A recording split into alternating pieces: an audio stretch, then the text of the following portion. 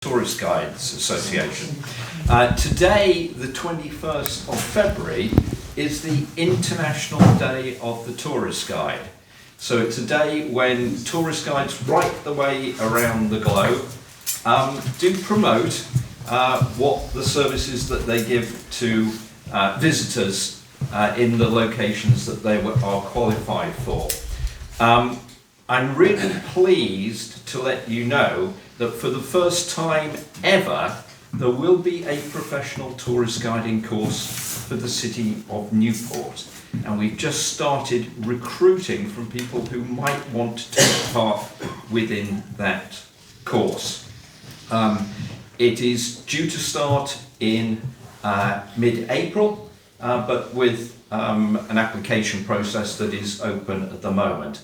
So if you're interested in taking part, there is information on the table at the back about the Newport Tourist Guiding course. We're looking for a cohort of between 8 and 12 people to train to interpret the city.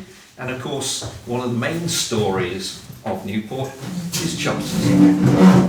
And without further ado, that's why you're here today, to listen to Les James. Thank you, Phil. Welcome everybody. Thanks for coming on on such an awful day. It's I've learned a bit myself coming from the railway station alone. So I've made a bungle. I'm afraid I've brought the wrong piece to go in with the wrong images. So it wasn't a question of pictures of people, but rather names and of some important dates for you to make sense of what I'm talking about. So I hope I can do that just by oral approaches. The way that most people got their education, frankly, in the early 19th century that we're looking at. Or we underrate the importance of the oral, the way of learning in this day and age, and it's the way the Chartists promoted themselves and also how they learned their history, or what they thought was their history. History is one of those territories that you could spend a lifetime working in, as I have, and still not know what happened. Because it's gone, it's lost, it's what people make of it, and it's the people in the establishment of society, whatever that is, who determine largely what that's been the case in historical times. What people are led to understand is what the winners, if you like, have. But there's been a lot of work done in recent times since I went to university. It started then. That's back in the dark ages, the 1960s. But 1972, I mean, I've got in front of me this interesting book. Perhaps you've read it, The World Turned Upside Down. Does anyone know the author? It's written by Christopher Hill, who was at Cardiff University briefly before the war. In fact, he played a part in bringing the Basque children. He was on the committee that brought the Basque children over before, at the time of the Spanish Civil War, 1936-39, to Caerleon. He was a member of the Communist Party. And one of that group, along with E.P. Thompson and, wife of E.P. Thompson, the Chartist historian, Thompson, he and others, spent looking at history below. Now, it's difficult because ordinary folk don't leave that much behind. Even today, and even less now with modern technology, I suspect, finding out what really happened, to the lives of the people is quite a difficult one.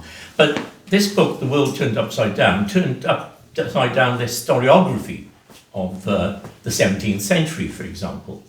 Now, I won't have time to talk about that today, because I did, when saying this, boldly say we're going to look backwards at history back to the 17th century. And what I mean is that people in the 18th century and in the early 19th century, when Chartism burst on the scene in 1838, there was no Chartist before 1838. Nobody called a Chartist. In fact, I think they started being called Charterists.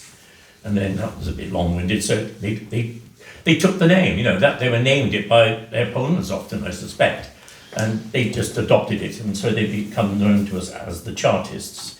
And that was May the 8th, I think it was, yes, May the 8th, 1838, when a document was published called the People's Charter. And we have here on this shirt the 6 points: annual parliaments. Everyone boos at that today. I don't know why, because it's the whole point of Chartism, if you think about it. Accountability of the people you elect. Universal suffrage. No one's saying you've got to have it, presumably. They weren't saying there had to be an election, but there had to be some method of accounting for what they had done every year, and would be then allowed to go on or not. Universal suffrage, that was a key idea, vote for everybody. Well, the word universal suffrage meant different things to different people. It was quite a time before, really, and I mean, it emerged in the 18th century, this idea, but at first it was usually men, I think, that were being counted, but women started. Mary Wollstonecraft, when she was the person who wrote the Vindication of Woman, but it didn't get a great audience. Nothing like the circulation of the book by Tom Paine, The Rights of Man. So there was always this tension at the time about the place of women in it, and whether everybody meant everybody is another question. Even in the 17th century, when the army decided they should have the vote, they weren't necessarily saying everybody. I mean, there were all those retainers that they talked about, people in big houses, or not out in the stables of the big houses, or the retainers kept by the great lords of the country. Should they have a vote? They would be just doing what their master told them. So that's why there was a growing demand for, I can't see it on there, vote by ballot. Vote by ballot. Members of Parliament should be paid, was one of the 6 points, simply so that there would be no barrier to a person taking on the responsibility. And it was seen, I think, by the Chartists. They were very earnest people, the leadership. People like John Frost. They were very earnest and hard-working. They had made money, but they'd made it by, they believed, their labour. They were often, small entrepreneurs, like Rowena Draper in the case of Frost. No property qualification, because at the time of the Chartists there was still a rule that said you should own land of a certain amount. I always forget the details of that. There was quite a considerable amount of value attached to the land, and even small landowners wouldn't qualify. So it was the big landowners who had the vote, and that was an issue that didn't get resolved. It was one of the first that did get resolved. It was like 1858 that went under. So the 6 points, how did they come about?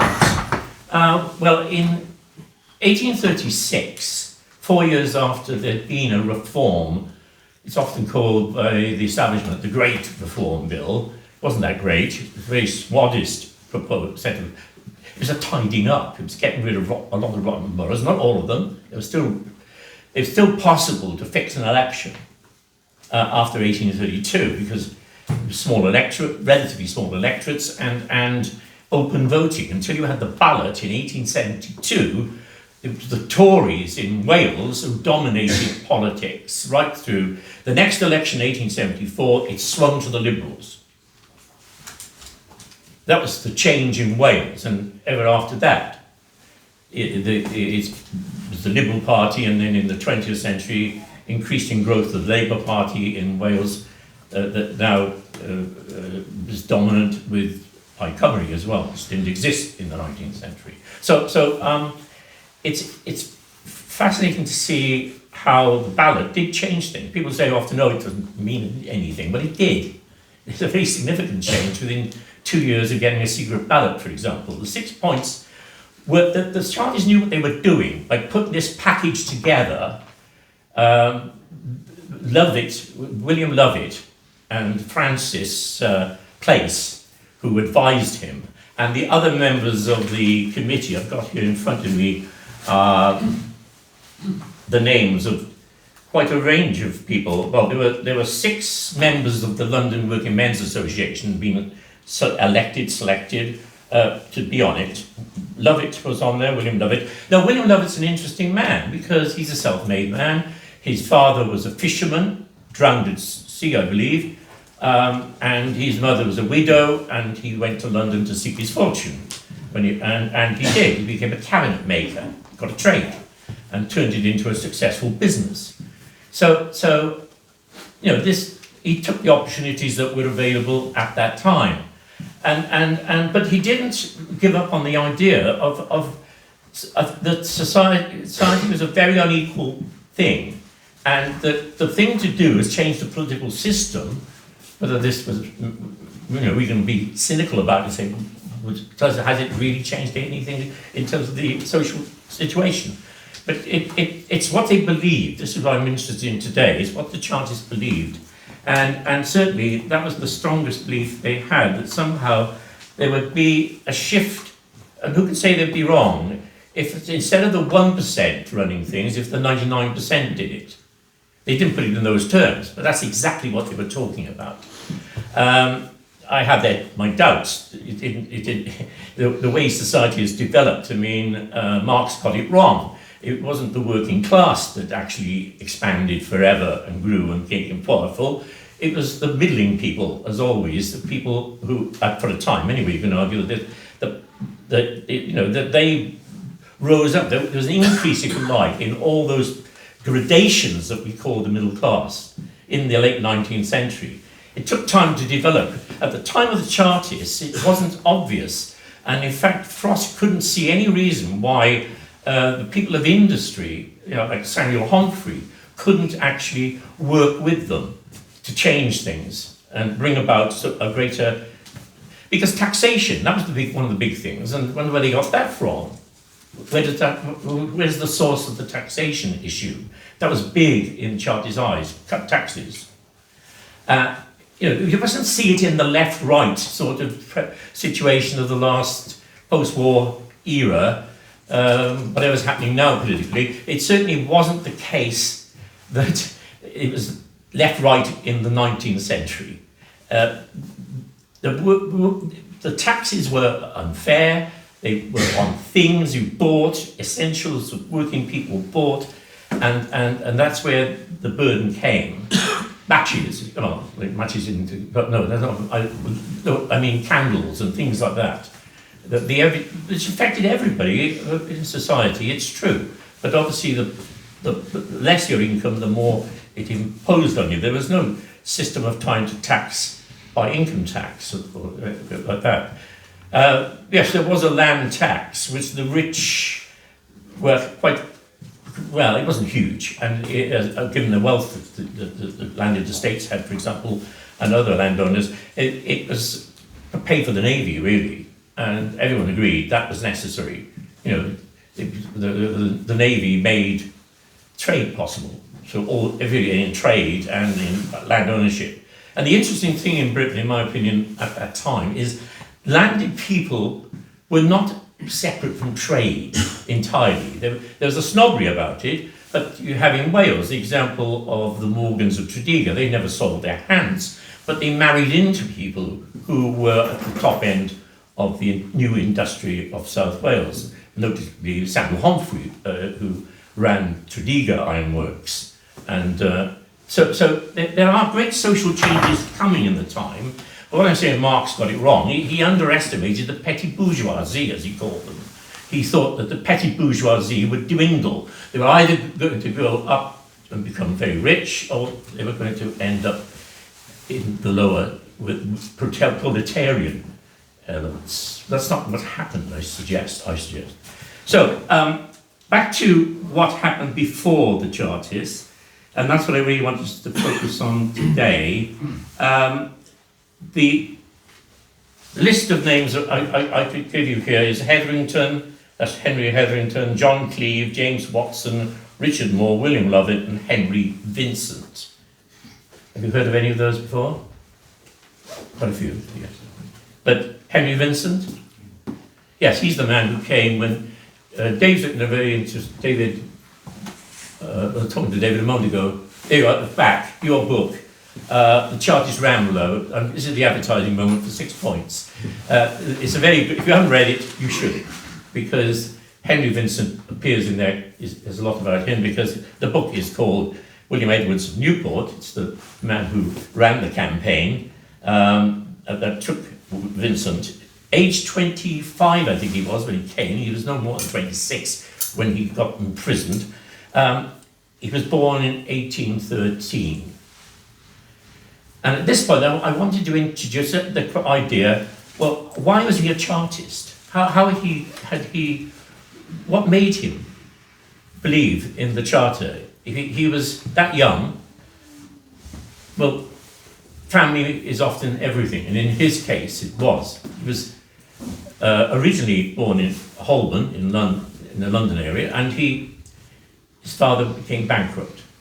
He was in the goldsmiths, and his father moved the family to Hull, and that's where he grew up. But he grew up in a non-conformist environment. I'm not quite sure what denomination, but he had that kind of outlook and background, and he was anti-slavery and things like that. That was what the family did. His mother in particular, and she became a widow when he was young. Her husband died, so she had to bring the children up. And he had a very keen will for giving women the vote. He was one of the Chartists who firmly believed that they needed the vote. And wherever he went, he impressed himself the idea that the women in the crowd were going, and there were plenty of women at meetings of the Chartists. This idea that it was all men. On the night of the march to Newport, it was. But that was not typical of what was happening in this town or in the valleys before. Well, where did he get his ideas from? Well, to your tents, O Israelites, he said on the Pentonville here in April of 1839. That, in a speech, is what he told them when they were being repressed by gagging acts and things like that at the time.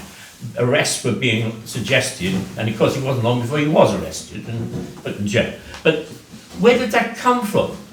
To your tents, O Israelites. It's from the Book of Kings. He knew his Bible. That's the point. People could read. I think there's been an underestimation of, and if they couldn't, they always had people available who did.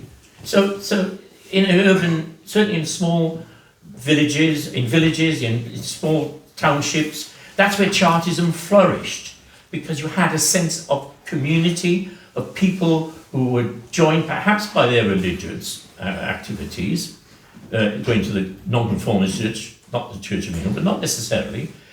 But that was a very powerful thing. Dissent, as you were outside the system.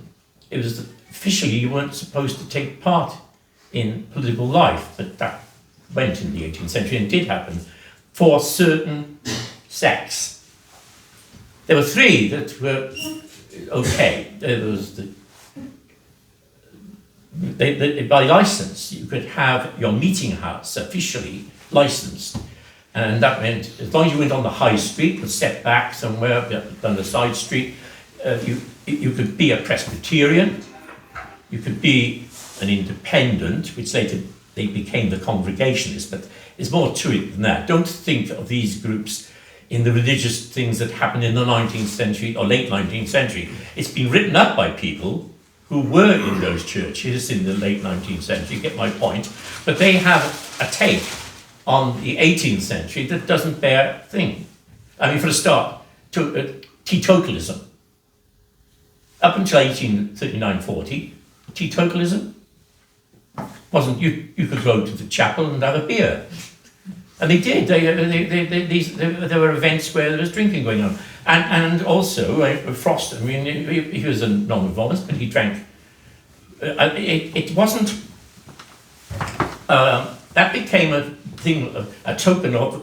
I'm making this point because it's very firmly in our heads that if you're a dissenter, or what becomes called non-conformist, you don't believe in drink, or you pretend you don't, or there's all sorts of stories about it. But the fact is that was not an issue in early dissent, in the 17th century, 18th century, early 19th century.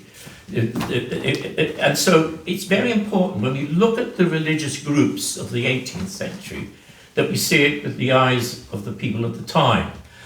You went to your nearest chapel if you're a non-conformist, and that might not be, you might be a Baptist, but there were so few Baptist chapels in the area, anywhere. So you went to an independent. And the independents tend to be the one where various unusual groups of people are gathered, like Unitarians. Now, I didn't know about Unitarians when I was in my youth. I think I am one, or something like it. I probably would have gone to the Unitarian if they had existed. Well, they did in Cardiff, but I didn't know that because we've always been encouraged to think they were oddballs. They were on the outside of things, and so yes, and that's the way historians have looked at them as well until recent times, and realizing now that they're a very powerful group. It's not necessarily they were left wing or right wing. They were different from the other people around them in their ideas. Some of them went down the road of becoming deists, saying, well, Jesus, like Zephaniah Williams, Jesus was a great teacher, but not the Son of God. We don't believe in the Trinity. That's the point of Unitarianism. They believed in a single God. They didn't have this three-headed God. But that's a big thing in the 17th, 18th century, dividing people within dissent and from the established church. It's this idea that we can't have Trinitarians, non-Trinitarians rather. You have to be a Trinitarian. Think about the three groups that were licensed. They were all supposed to be Trinitarians, including the independents. That's why they were set up. Quakers? No. And they kept out of politics in the 18th century. The Derbys and so on made a successive industry. They had their own schools, very, very good schools, and high education standards. So they became a very interesting group of people, and they're well worth historically studying, and people do these days in that light. I mean, you're not talking about people necessarily. Again, I think it's in the book I mentioned, The World Turned Upside Down. He makes the point. There's a great deal of difference between, in 1972, when he was writing this, between a member of the Friends and somebody who was a Quaker in the 17th century. And it's a valid point about other religious groups as well. So I am suggesting, and David Williams, in writing his book about Frost, emphasises in Wales the importance of nonconformity in creating an audience for this idea of the Charter, because that's how the independent churches certainly were run. It's nothing to do with the particular theology. In the independents, it was how they organised. Every congregation, that's what the congregationists were supposed to be when they got set up, every congregation decided who their minister would be. The elders tended to become, in many places, the powerful ones who did that, rather than the whole body, but in some cases, the whole community did. But there's more democracy, you could argue, certainly in the independents and then the Baptists. Not so sure about the Presbyterians, because they were a hierarchical structure, like imitating Anglicanism and the Catholic structures. In a way, so but in Wales that was different too.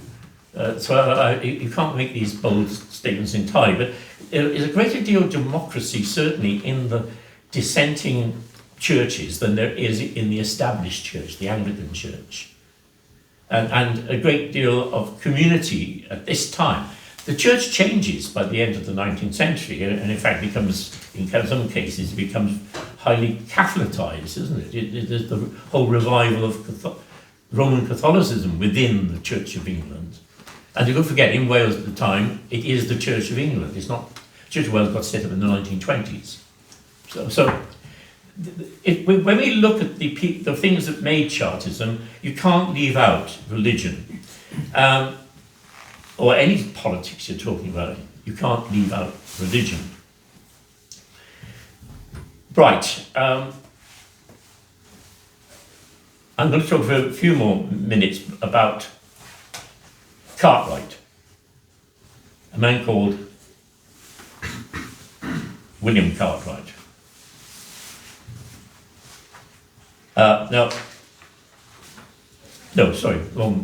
Wrong name. No. Major, he was called Major John Cartwright. He has a statue in Bloomsbury, because that's where he lived very late in his life, I believe. He was actually living in Nottinghamshire, then he moved estate, he had another estate in Lincolnshire, and then finally Middlesex. But I'm not quite sure why. I'm told it's because he lived there. It must have been very late in his life. It's I think it's called Cartwright Gardens. It's one of the squares in Bloomsbury, not far from King's Cross Station. Now, it's on that end. The father of reform, he's called. I think he says that on the statue. He's generally regarded anyway as the man who set up the ideas behind the 6 points. And that's certainly where it stems from, that he as early as 1774 was trying to put out 3 or 4 reforms that were needed of the parliamentary system. And he added to it. I'm trying to remember which one he didn't have. Can anyone help me on that? I don't know whether... There was one of them that he was late. I think it was payment of MPs he put in late. But the 6 points isn't new in 1838. What's new is the way they are presented. They're presented as a tight package, which appeals as a people's charter. That was quite late in the day, and it was Lovett's idea to put that in. That's reflecting Chartist people's or the radical people of the time, they're thinking about Magna Carta. That gave the big people their rights. We've got no rights, we've had our rights taken away from us, even, they would say. It was that time when the Normans came, and it was all hunky-dunky in the Anglo-Saxon period, not talking about Wales, of course, in England. Here in Wales, actually in the 19th century, Iolo Gymgannwg and others like Dr. Price invented that Welsh version, which we haven't really got time to explore today. But I'm imagining that over the time this is operating, we can, if people are interested, we can pick on different topics to talk about in some depth. That's what I'm trying to introduce people to, the idea that it's worth spending time looking at the preceding ideas that all merge together to assist Chartism, because Chartism wasn't just about 6 points. It was about, I suppose, power in the community. It was about, it started then becoming lots of other things, and it had been. Radicals were concerned in the 1790s about rights. Okay, Cartwright was behind the London Corresponding Society. It got set up in 1791 in the wake of the French Revolution of 1789. So, sorry about this, I was going to put up... I hate throwing around dates because people can't remember them. But I'm sorry about my teaching age, it's not here. But 1791, 1792, the London Corresponding Society got going. And there was a group of really interesting people attached to that, including Major John Cartwright. But what I wanted to say was that he went on from that period. He started in, well, it goes back to 1774, that is, in the 18th century, to 1812, 1819, right up just before his death in 1824, Major John Cartwright was writing a book about the Constitution. So these are people who take the Constitution very seriously. We take the right of habeas corpus importantly too, because a lot of them are lawyers. A number of lawyers who join this club. And it's corresponding with people outside London. There have been clubs like this before. There was the Constitutional Society, that before that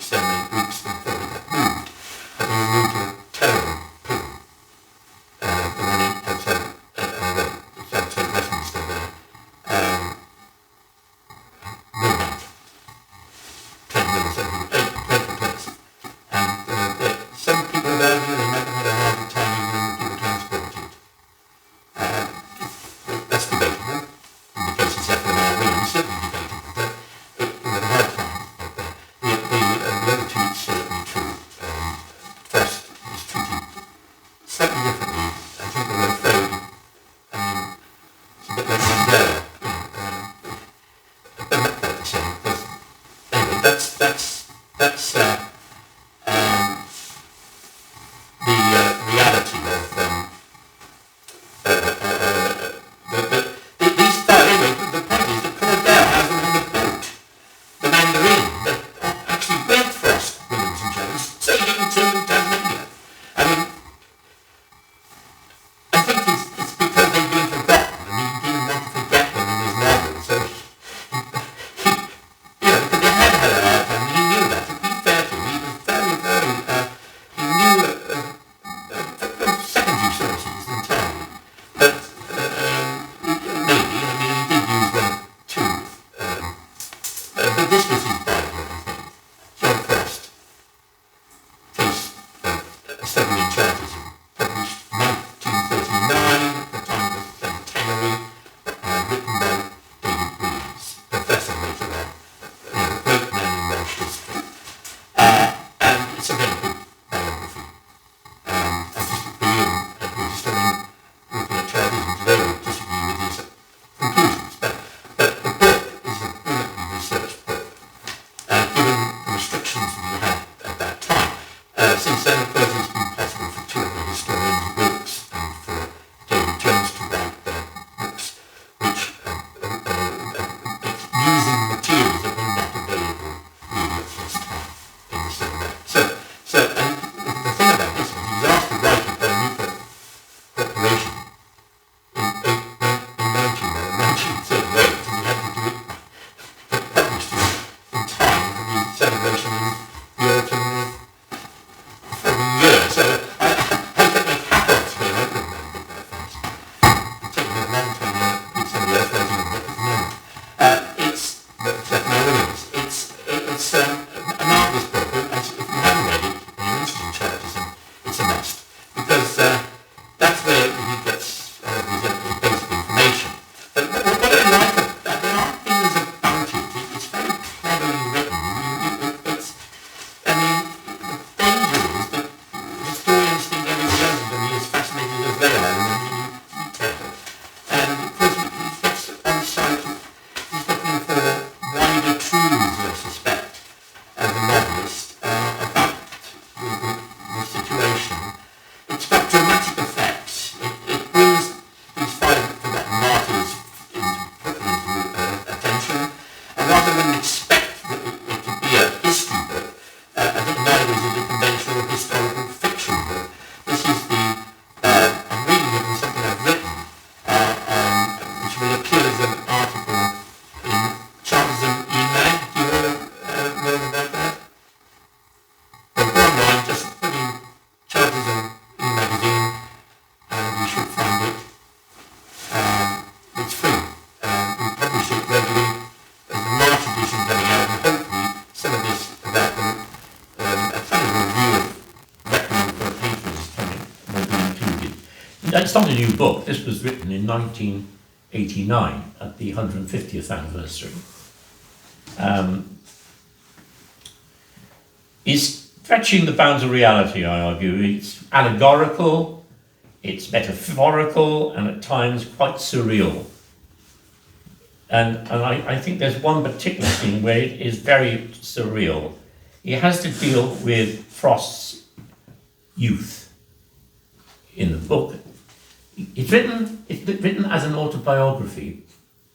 The autobiography that Frost never wrote. He kept promising to do so, never wrote it. He lived to a grand age, 93, but he didn't get around to that. But it's written as if this is his autobiography, and so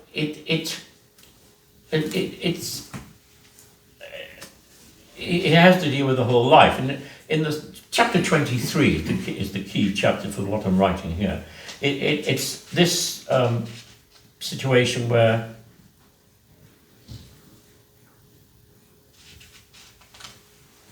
about what Frost understood in London. What did he get up to?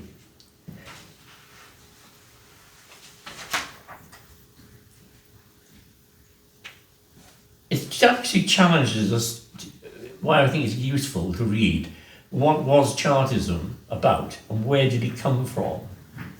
Because nothing is known really about Frost's time as a young man in London. He went there possibly at the end of 1804. Sometime, it certainly was there by 1805, when he was 21 in May that year. But I don't think it was he probably went there when he was 20.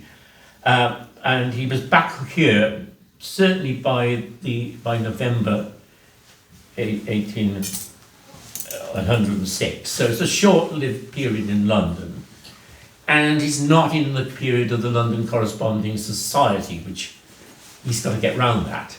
He wants to bring that in, and I think he does it quite cleverly. It's surreal, this chapter.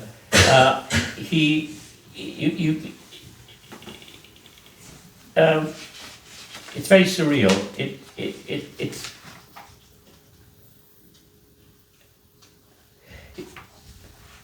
Cordell he cast Frost as seeking apprenticeship from the tailor Francis Place at 16 Charing Cross Road. Now that is true. Francis Place was there in 1799. So but Frost never went there. He never became an apprentice there. We have no reason to think he applied for an apprenticeship with this tailor, because that's what Francis Place was. But you see, Francis Place had a fantastic library. I said at the beginning, how did Henry Vincent know what he had? It comes from his family, the books they might have, the journals they've received, the corresponding society sending stuff to them, probably, in their case, in Hull. Almost certainly, given the father's previous background. And so we get here in this storytelling an idea of where Frost got his ideas from. Well, he didn't get them from visiting the library. He never went to it, so far as we know, and he never said he did. He would have done. In fact, what Frost said about himself is that he hadn't really read a proper book until his 32nd year in life, which is in 1816. Fascinating date. That's when he read and he became a radical, because he read, and he read from a man who was attached to the London Corresponding Society. He read the register, the political register, published regularly, almost by this time weekly, by 1816, and cheaply by that time. It was expensive. When he was in London, he could have possibly picked up a copy. David Williams likes to think he did. I don't think he did. It's 1816, that's what he says. And it's Cobbett is his master. He said that, but he learned everything he knew from Cobbett. Now, Cobbett himself is not an original thinker. What Cobbett did was, he's a magpie. He picked from here and there. He took from important works like Rights of Man. He actually made the writer Thomas Paine had another second burst in his fame for the Rights of Man. He had fallen into disgrace for what happened in France and things like that. I won't go into it, but that he was big in the 1790s when lots of people read it, and he was read in other languages. I mean, it's incredible. It was translated and so on. And then there was a lull, and the man who revived him was none other than Cobbett. And Cobbett, amazingly, as a young man, was a Tory. Now, he was in the army, and that's how he came to find he was a radical. He changed his mind, but I think he still kept lots of his Tory conceptions about money, for example. He was not one of these chartists who thought you could print money. He disagreed with Thomas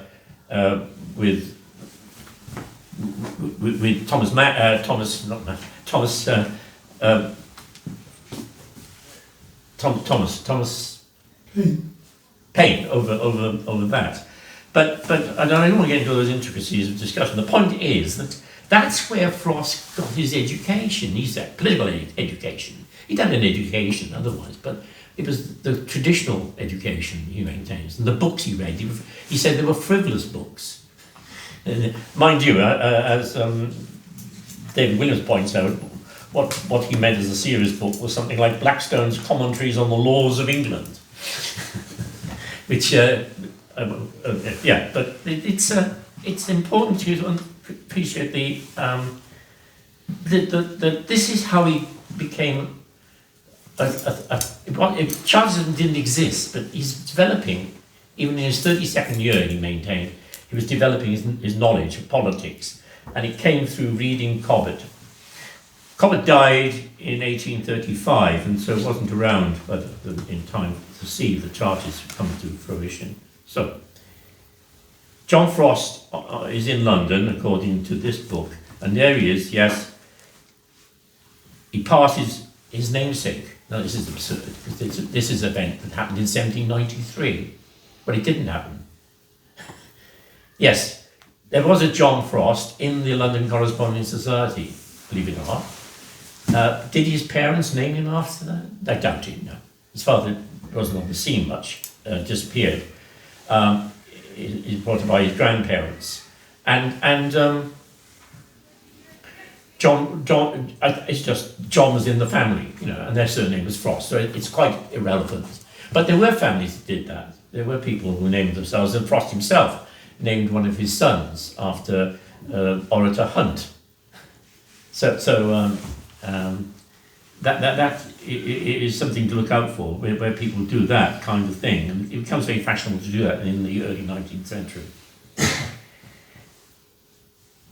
But the pillory is interesting because, yes, he was sentenced to 6 months in jail. That's John Frost, in the London John Frost, and he for selling these newspapers and things, and he was supposed to be in the pillory, but this shows the power of the people, because when he got to Charing Cross, where the pillory was held, it didn't occur because the crowd grabbed the pillory and broke it up. He just casually apparently walked back to his prison place. Right, I'm not quite sure where he was imprisoned, but that's the story as told. But in the book, there he is, he's in the pillory, and Frost passes him on his way to get to see Francis Place. And when he gets there, it's a surreal situation where you have a group of people who are described in various ways they extend over a 10-year period of the 1790s, and one of them is the man I mentioned earlier, John Thelwell, who wasn't. This is the very time he was in Wales, because he had actually leased a farm, 1799, and was there till 1801. He didn't succeed. Very bad time with harvests. That was a terrible period. There were riots in Merthyr. I think there were riots in Merthyr in 1800. There'd been Swansea ones in 1795, but in 1800 there were riots, food riots. There was a bad winter, and that's critical in understanding the politics of that period. The Thelwell wasn't in London, but there he is. It's not said to be 1799. It must be 1805, But if our Frost was going to be in it, it's interesting how he brings these all together, because sitting there is John Gale Jones, Major John Cartwright, John Horne Tooke. I never know quite whether they call him John Horne or John Horne Tooke, because he took the name Tooke later on, added it to his name, so I'm not quite sure when he added it. But anyway, John Horne Tooke was there, important man, very important, because like Cartwright, his assiduous activity goes from 1760s through to until his death, which is just about, I think it's 1812. Yeah. So Cobbett's there. too. That's important. William Cobbett's at the table as well. So he's brought there for a meal in the library, and these characters are all there. Well, I think there is a reason for it. What in his literary way, what he's trying to say is, these are the influences. These are the people who made Frost think the way he did. It's a little exaggerated because he'd already had ideas that came from his family background. They were non-conformists. He belonged to the Independent Chapel here, so in Mill Street, and then later the one just across the road from here, down to Skinner Street. It's behind where Marks and Spencer's used to be. There, the Hope Chapel. So he was in that milieu here in Newport, non-conformist, and that gave him his springboard. But I think these people in London, although he only went to London for a very short time in his life, influenced him, but not because they met him, not because of London experience. It was because of his reading materials that these people had been part of in writing. They were his heroes. Right, I'll stop there because there's only one more point I wanted to make, and that was about Cartwright in 1812. And I'm going to do it briefly. Right, at that time, he introduces the idea of, he sets up a club in London. But did he do it? No, he got other people to do it. He's becoming an old man. I think he was about 70. Very old in those days, of course, he's 70. So he had a great deal of help, as you'd expect. But it was his idea to set up Hampden clubs. Now, why call them Hampden clubs? Anyone know? Who was John Hampden? Hampden. Is it English Civil War? English Civil War. So I promised to get back to the Civil War, and I've got there, because that shows this continuity of ideas. We do need at some time to go further back in our finding out about these people, because their ideas are derived from that 10-year period that I started with at the beginning, talking about, with Christopher Hill's book, the period particularly from 1840 to 1853, that period before the Commonwealth, a period when there was free thought on so many things. It's an incredible period. There's been nothing like it since. You may think there has, but there hasn't really in this country. So it was, I suppose, because it happened. It didn't happen in the whole country. It didn't. So it was very London-based. Need time to talk about that. But Hampden, it's interesting. They didn't choose Cromwell. They didn't call them Cromwell clubs. And this is something I've always had problems with, understanding why people like Frost and Henry Vincent did actually. They added. Hampden was his cousin. So that I think helps to explain they could, but they didn't choose Cromwell because of the bad side of him as well.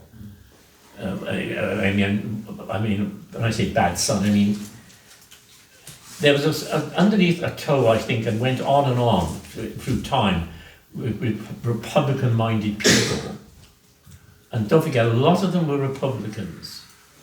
I think we underestimate how little of republicanism there was. Why were they so keen to support the Americans in their bid for independence? Because I haven't brought that in. So the date 74, 76, this is what I was going to try and explain with the dates once you got them up. What started in 76, in 1776? The American War of Independence, we call it. All right? Or that's what it was taught in school. And nowadays they talk about the American Revolution. Because it was. All the ideas that the Chartists discussed, frankly, were being discussed in that revolution in America. The ideas that come from the 17th century Civil War period, taken across, and then come back. Because Hampden was actually, I'm trying to remember who the presidents, who the politicians were, they become presidents, who raised Hampden. They used Hampden because he was a hero. He died on the battlefield, well, 6 days after a battle in 1643, 3 years into the Civil War. Yeah, it was at the beginning of the Civil War period, and that turned him into a hero in his time. He'd been battling with the king's power since 1828, so there's this, with a period when the king decided to rule on a personal basis, not calling Parliament. And so when Parliament came back, there was a document called the Grand Demonstrance, yes. And that's a critical document which we haven't got time to talk about today, but I think it would be worth having, at least in this, if there's interest, as there seems to be, we can have more than just this afternoon talking about these things. So, open it up now. Any thoughts from anybody, please? Thank you. It's very interesting. Do you think the events of the French Revolution had any bearing on the radicalism of the Chartists? Did any of that kind of seep through across the channel? Well, yes, and no. They've already the names of the the Chartists certainly. I'll take your point. Yes, I take your point. They did. What I mean is the names of the people I've been talking about had already been radicalized. Well, they were had radical inclinations, whatever that means. But they had been drawn into this idea of throwing off monarchy, no republicanism. Very early, and it came. The opportunity to side with them was the war in in America, North America. So that influenced them more. I, in my opinion, some of them. I mean, people like Zephaniah Williams was highly convinced. I'm convinced he was highly influenced by that. We have no written stuff to go on, but we've discovered one important thing about him. Most of his family had already, before 1839, gone to the United States. I mean, for economic reasons. But there was this sort of pull already taking place in society, and it's a bit like attitudes, say, were, dare I say, in the 60s in some quarters about the Soviet Union. People had grand ideas about what life was like in America. They forgot about the Negroes, they forgot about the indigenous people. In fact, they don't think they cared about that, to be honest. I mean, that's to be the truth be known. It was a great place for opportunity and freedom, and you could get land. You could that was the attraction. But it was a republic.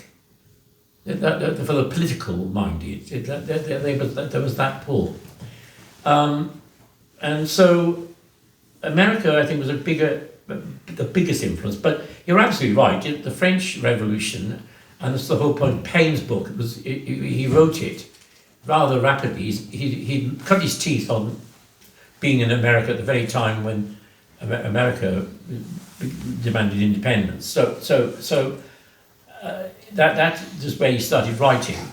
He never said a dicky bird when he was in England. It's quite amazing. He was a customs officer and never mentioned politics, it seems, publicly. Then he goes to America and suddenly starts writing in support of the Americans. And so, but he could see the French Revolution was the European follow-up, and so he wrote The Rights of Man on the back of the French Revolution. So in that way, yes, the French Revolution influenced the Chartists. And I'll give you one illustration, if I may, from David Jones's book, which is still in print. You can buy David Williams's book easily on second-hand book on sales on Abe and things like that. The Last Rising is still in print. Now, The Last Rising, page 2, I think it is. has a very important quotation made to, it's a statement made by a tin plate manufacturer on the edge of Newport at Rogerstone, TD, the TD Works. And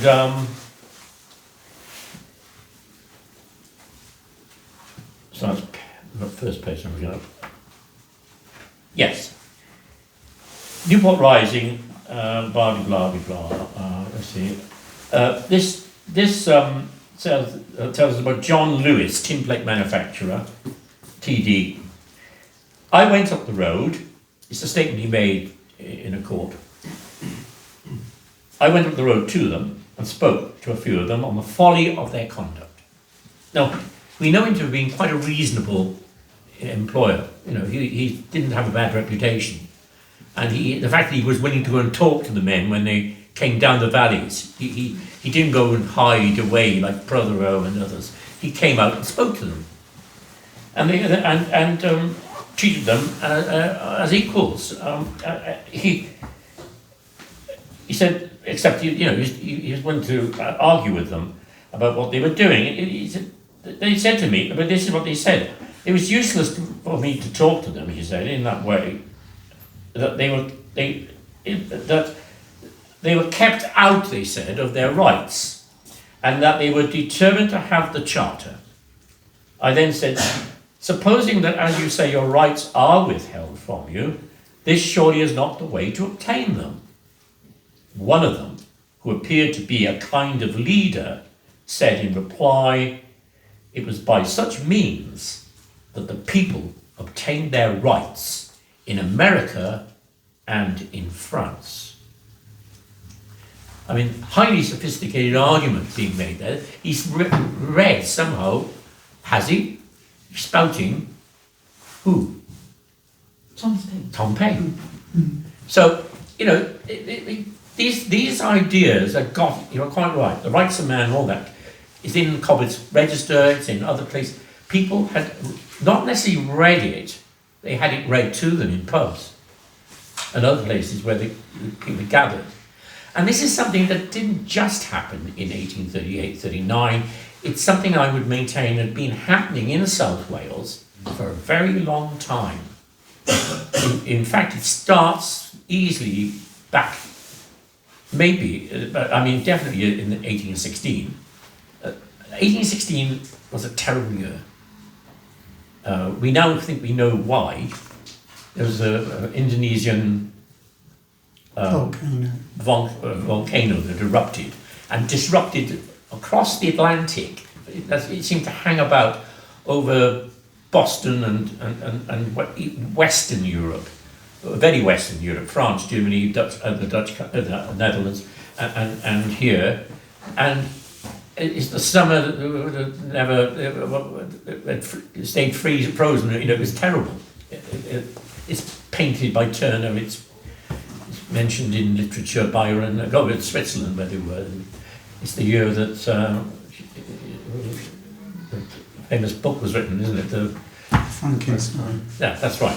So 1816, really, and that has a huge knock-on for a number of years. So it isn't just the ending of the war, which is what I was taught at school, that caused that to be a period of unrest. That's part of it. There's a downturn in the iron and coal, certainly in the iron industry, in production, not required for war. And that starts about 1812, actually, with the rundown of munitions. That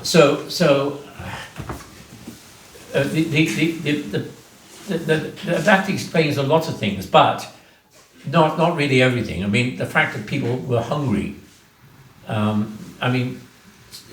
Most of the people were still in an agricultural life in this country of a kind. And for the first half of the 19th century, food is a real issue in Britain. The prairies opened up in the 70s, and that changes things. Imperialism allows for all sorts of foodstuffs to come in, and Britain has never since tried to be sustain itself with its food. It doesn't. It can't. I mean, it's quite worrying when you think about it, but it's a fact. You know, we're going to run out of food if we can't trade for it. In the earlier times, they were so dependent on Ireland for grain. That was the granary that was meant to feed the industrial areas of northern England, and that went pear-shaped. Well, not that, but I mean, the Irish situation in the 1840s, another story. But it's a fact that in Wales it had an impact which we just don't seem to talk about very much in the history books. Yeah, two things there.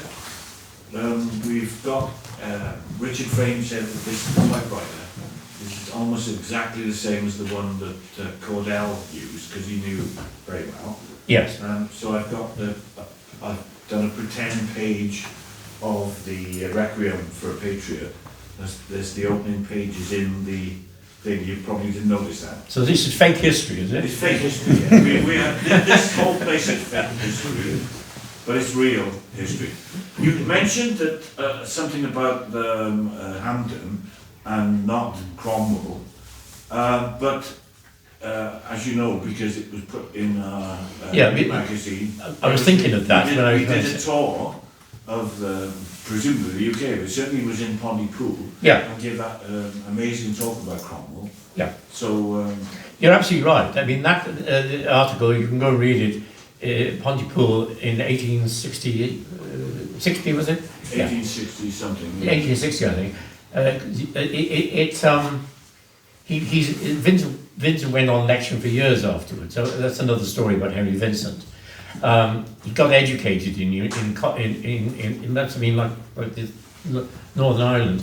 He's in his second prison anyway. He read a lot of books supplied by guess who? Francis Place, and it tamed him down quite a lot. Actually, it seemed to turn him into a teetotal Chartist and all sorts of things. And he gave up those 6 points. He decided we didn't need to have all of them. We could just pick and choose. And no, that's a bit unfair, because I raised it because the Merthyr members disagreed with him.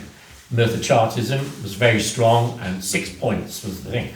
For him, it was, you get what you can, a bit of cake is better than none. And he fell out really with the Chartists over time, although he stood as a Chartist candidate in several elections.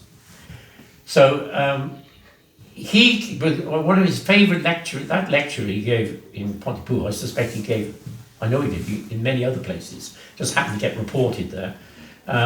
It was a popular one with the Welsh public, British public, I think. And that's what I'm saying, I don't quite understand the man who threw Parliament out. I was always told it was rubbish, that's why he went. And you think, well, hang on a minute, he didn't bring back. He was doing exactly what the King had done before. So why was that a better thing than what Charles did?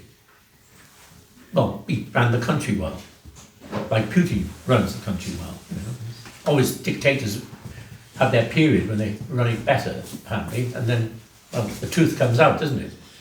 Authoritarian government is not a good idea. So it's fascinating. Yeah, the interesting Cromwell went on into the whole business about the statue that stands outside Parliament in 1893. You know, there's a big. You could have a week conference on it, I think. Okay, sorry, I'm talking too much. Anybody else with a serious, well, not serious, an interesting point? We've had some very good, yeah. Yeah, a few years back, I read parts of his book. Is Ivo Wilkes, his name is? Yes. Have you read his book on Charles? Yeah, of course I have. Yeah. I met him. I knew him, and very great writer. I've written up in the magazine. Read Charles and Me mag. We had a special edition in 2014, I think it was, about him, because that's when he, I think, no, or was it a bit later? That's when he died. Yeah, so he came back to Wales. And that's so I was curious on his, because for anyone who's never come across, it's very like Welsh Republican, isn't it? And like he had that interpretation of it, and like to do it like. Was it they spoke Welsh? The people who were doing the uprising and the people. Well, they yes. spoke I English? mean, certainly parts of the Warwickshire that were involved, in the coalfield, were at that time Welsh speakers. You're right, because we were well aware of the people coming in to the coalfield from Gloucestershire, all the border countries, and the southwest too. Lots of Cornish people came. Because business there wasn't good, so they came to it's boomtown. Yeah. But most of the colliers who came into the Sahawi Valley, for example, the Rumney Valley, even the Ebu Valley, yes, definitely those three valleys for the sale coal industry. Sale coal being what was sold down in Newport and to Bristol, etc., rather than what went into the ironworks at Tredegar. Or Sahawi or Merthyr, there was different kind of coal. So it's in that central part of the coalfield. That was mind, you're absolutely right, people who came from Breconshire at the beginning of the 19th century largely, and also then from the southwest and west of Carmarthenshire, Cardiganshire. They came off the land. They were people who worked in fields and they came to dig coal. So it's a Welsh society that's there. I think that was a good point that Wilkes stresses, is the Welsh identity in the valleys. And I think he's right that you could argue that there was a different sort of take to the whole thing. But what happened in here was unique. There's nowhere else in the UK where you had large bodies of working people joined together with people who were not, I mean, yes, most of them were either colliers or ironworkers, but there were plenty of people who were skilled workers in the iron industry who took part, rollermen and things like that, who took part in it. So it was wider than just colliers, but the dominant number who marched were colliers, and they were Welsh speaking, large numbers of them, not all of them. Some of the dead we know didn't speak Welsh. So it's a mixture. But it's interesting, there were even Irish people involved. We have evidence of that. There's been a lot of subsequent work following on from Wilkes and Jones. They're two excellent books. Different takes, different approaches. I've used them both books for teaching this subject at university level. It's a really interesting thing to have, a different side. But they're both agreed in so many things as well. But the Wilkes emphasises that aspect, and I don't think enough work is difficult. I've tried. And I'm not Welsh by name, I am Welsh, I'm 35, but I grew up in an English language situation. It's difficult to get into the Welsh anyway, even Welsh speakers, frankly. Non-Welsh speakers cannot read some of the stuff that's written in the 19th century. It's a different kind of Welsh. We have a Welsh here that's being taught in our schools that comes from other parts. It's not the language that was being used in Brent. So it's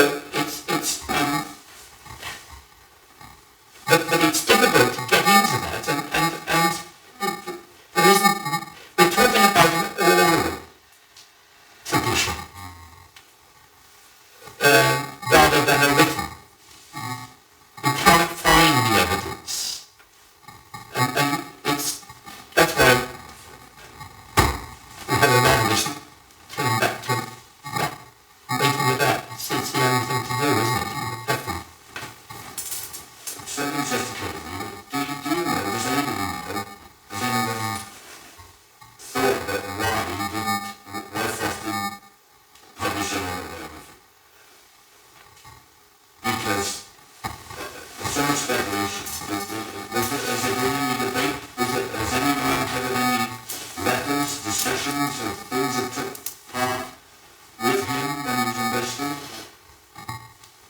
Sounds like a fraud with that, right? So, No, because if you don't have anything evidence in space, no, it isn't. I'd have to make it up,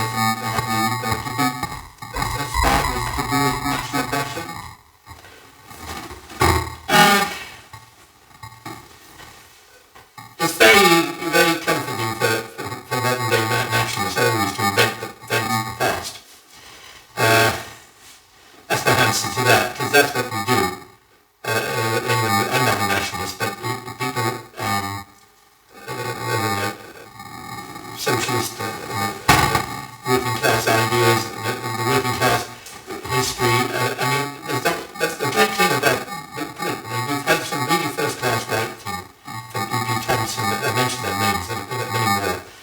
David Jones and the Welsh, the whole Welsh group, who've written stuff. There's more to be done because we keep finding out new information.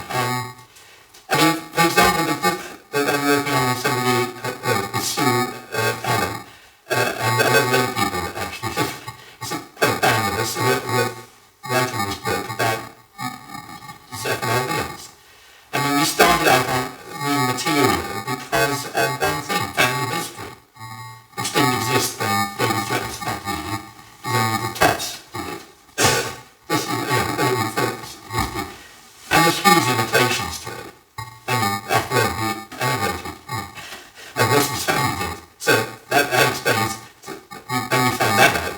But we didn't even know, I thought, when I started on this 10 years ago, I thought, hang on, he's a single child. Must be, just him, mum and dad. But it was his mum and dad. And a book was written in 2004, published by John Humphreys, not the TV man, that's the name. John Humphrey wrote a book called Man from the Alamo, and it's about two people, Zephaniah Williams, but also Jack the Fighter. And I would say, on balance, it started us all thinking.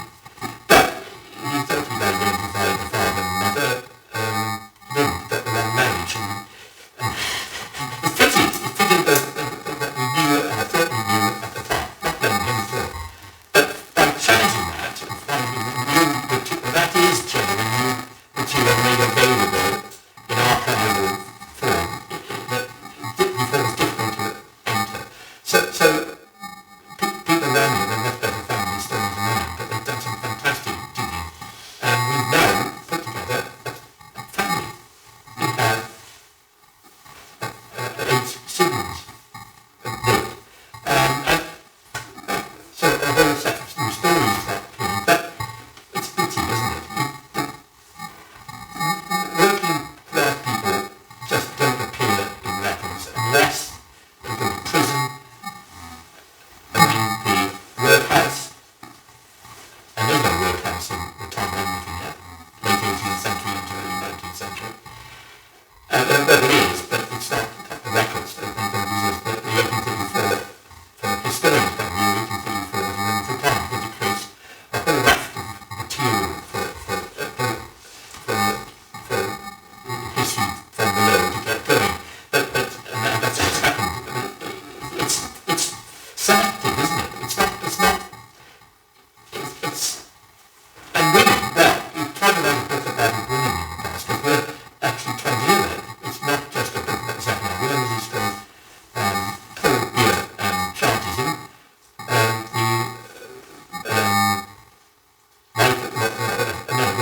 world of Zephaniah and Joan Williams. So it's trying to bring women into the story, difficult. They played a huge part in the daily lives, not just domestic, but in the case of Joan, with work.